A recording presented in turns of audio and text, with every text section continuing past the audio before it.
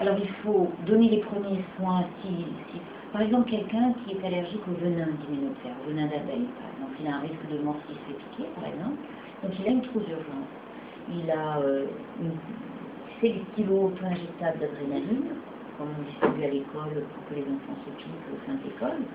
Ils n'ont pas le droit de faire de seringue, hein, donc ils ont une trousse avec un corticoïde, un antihistaminique et une injection d'adrénaline. Alors, quand quelqu'un, par exemple cet enfant allergique au venin, il se fait piquer par une abeille, eh bien on appelle le SAMU immédiatement, hein, le 15, donc toi, tu as ton petit frère qui se fait piquer, tu sais qu'il est allergique, tu vas dans le frigo, tu prends un tour de dents, tu appelles le 15 et tu commences à lui donner son antihistaminique, comme il y a marqué dans la trousse d'urgence, son corticoïde.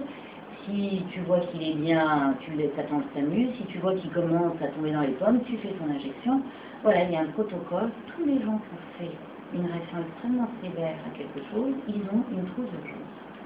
Et de toute façon, il faut appeler le SAMU. On commence par faire le 15 et en disant, voilà, il est allergique au venin, il vient de se faire piquer par une guêpe, j'ai tout ce qu'il faut, je commence, venez tout de suite. Et tout le monde sait que c'est une urgence.